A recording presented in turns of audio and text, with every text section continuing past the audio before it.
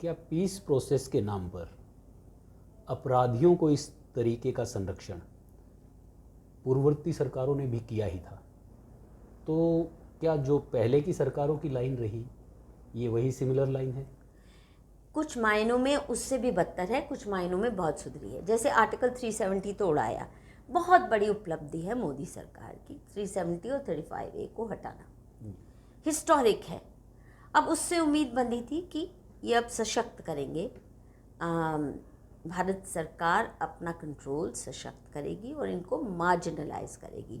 और 70 साल की जो ज़्यादतियाँ हुई हैं जिन जिन समुदायों के साथ, चाहे वो वहाँ के दलित रहे हों, जिनको इंसानियत का भी दर्जा नहीं था, इंसान का दर्जा भी नहीं था, ये सेकंड क्लास भी नहीं, 5th class 10th class category के सिटीज़न बन के वहाँ के SC कम्युनिटी के लोग थे। गुरखा कम्युनिटी को भी कोई हक नहीं था। जो वहाँ से POJK से उजड़ के आए थे उनको भी वोटिंग राइट्स नहीं, प्रॉपर्टी का हक नहीं, वो मिलेंगे तेज़ी से। और दूसरा ये कि इसका कश्मीर का इंटीग्रेशन करा जाएगा। ये उम्मीदें ही नहीं, एक उत्साह की लहर सारे देश में दौड़ गई थी और सच में लगता था कि अब एक नया इतिहास शुरू होने जा रहा है, बीजेपी रचेगी एक नया इतिहास। उसके बाद क्या किया, उनको बंद किया, पर ढिल ढुल अभी हमें पता नहीं। फिर उसके बाद अभी आप देखिए हाल ही में ये चुनाव प्रक्रिया, ये काहे को, कोई कश्मीरी किसी चुनावी राजनीति में इंटरेस्टेड है ही नहीं, और जो इंटरेस्टेड हैं वो केवल लूटने के लिए, ताकि उनको पॉलिटिकल ऑफिस दे दो तो वो सारे डेवलपमेंट फंड अपने घरों में अपने जेबों में भरते जाएं। ये तो कश्मीर का इतिहास रहा है। वहाँ के लोग किसी पार्टी पे विश्वास नहीं करते, अपनी PDP पे, NC पे, कांग्रेस पे, किसी पार्टी पे उनको कोई ज़्यादा इंटरेस्ट नहीं है। उनको चाहिए एक कड़ा अनुशासन और अच्छी गवर्नेंस, फेयर माइंडेड हो, ईमानदार हो, ये चाहिए कश्मीर के लोगों। इन्होंने ज़बरदस्ती चुनाव थोपे हैं DDC का कह के। अभी DDC का कह के वही लोग वापस आ गए ना, अब फिर करोड़ों अरबों रुपए उनके हाथ में पहुंचा दिए जाएंगे डेवलपमेंट के नाम पे, इसके नाम पे, जिसकी उनको कतई परवाह नहीं है। फिर करप्शन का सिलसिला भारी भरकम शुरू हो जाएगा। नौकरियां देखिए, जितनी भर्ती हो रही है 90% से ज़्यादा भर्ती कश्मीरी मुस्लिम्स की हो रही है। नहीं दे रही है जम्मू के लोगों को कोई नौकरी में हिस्सा नहीं, कोई डेवलपमेंट की वहाँ उस रीजन की कोई बड़ी बात नहीं हो रही, और बिल्कुल मार्जिनलाइज्ड। हमने अखबारों में भी कब नाम आता है जम्मू का कि जम्मू की ये आवाज़ है, कभी नहीं।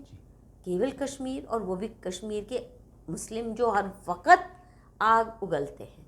जी, सेपरेटिस्ट की बात करने वाले, सेपरेटिज्म को फॉलोअप करने वाले, जो ये कहते थे कि 370 और 35A को हटाने के बाद यहाँ पे तिरंगा उठाने वाला कोई नहीं बचेगा, आज वो कहते हैं कि हमसे गलतियाँ हुई है तो हमारी गलतियों के लिए हमसे बात करो। कोई नहीं कहता कि हमसे गलतियाँ, कौन कह रहा है? महबूबा ने कभी कहा हमसे गलती हुई है?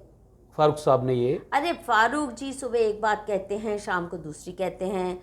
उनका यही है कि श्रीनगर में एक बात कहेंगे, जम्मू में दूसरी, दिल्ली में तीसरी, लंदन में चौथी।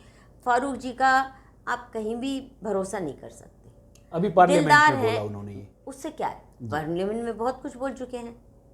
ये गलती फलती कुछ नहीं होती है, ये आग को जलाए रखो, और ज़रा अपने पे आंच आने लगे तो एकदम फिर भारत माता की जय भी कह दो, जिसमें कोई उनकी ईमानदारी नहीं है, उनकी कोई कन्विक्शन नहीं है, मौका परस्त हैं।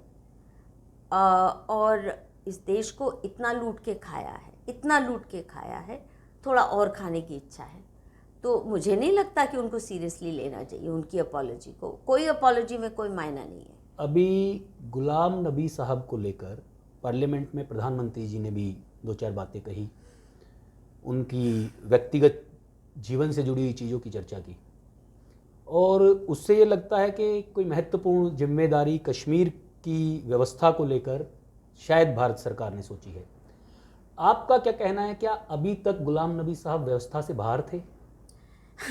देखिए, सबसे पहले जिस तरह प्रधानमंत्री जी ने उस, मेरे को तो बहुत घटिया ड्रामा लगा, मुझे बिल्कुल अच्छा नहीं लगा। नंबर 1 इसलिए क्योंकि गुलाम नबी आज़ाद जी का कोई ट्रैक रिकॉर्ड नहीं है कि उन्होंने कभी प्रो सिटीज़न या प्रो हिंदू बात या प्रो माइनॉरिटी बात, हिंदू तो वहाँ माइनॉरिटी हैं, जी मैंने नहीं सुना उनको कुछ कहते या करते।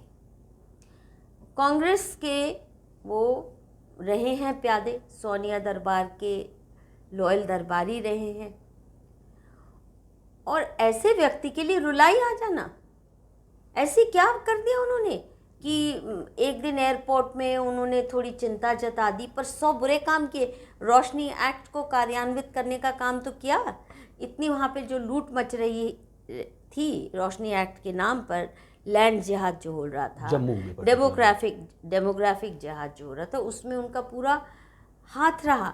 रजौरी पुंछ में उन्हीं का डिस्ट्रिक्ट्स हैं ये, वहाँ जब टेररिज्म की वजह से हिंदुओं को भागना पड़ा, उन डिस्ट्रिक्ट्स भी खाली होते गए, और हिंदू मेजॉरिटी से हिंदू माइनॉरिटी कितने डिस्ट्रिक्ट बन गए, मैंने नहीं सुना कभी उनका दिल पसीजा हो गुलाम नबी आज़ाद का। हाँ, बाकियों से थोड़ा अच्छे हैं, मतलब बातचीत में वगैरह वगैरह में तहजीब वाला इंसान है वो, पर उस इंसान ने कभी ऐसा कोई काम नहीं किया जो मोदी जी को रुलाई आ जाए। और हैरत की बात यह है कि इसी दौरान अडवाणी जी की भी राज्यसभा से छुट्टी हुई। वो जो दूसरे बड़े नेता जो एजुकेशन मिनिस्टर रहे थे, क्या नाम उनका, मुरली मनोहर जोशी जी भी गए। प्रधानमंत्री के तो वो सीनियर रहे हैं, बिल्कुल। और इनको तो उन्होंने अपनी उस क्या काउंसिल बोलते हैं, मार्गदर्शकों में रखा है। एक शब्द नहीं बोला प्रधानमंत्री जी ने उनके लिए, इनके लिए रुलाई आ गई काहे को। देखिए, कन्विंस नहीं होता कोई इन बातों से, और अगर इससे ये गलतफहमी है कि इससे मुस्लिम वोट बीजेपी के फेवर में हो जाएगा, मुझे लगता है ये बहुत नादानी है। ये वही गेम खेल रहे हैं जो कांग्रेस खेल खेल के हार चुकी है और देश को हरा चुकी है।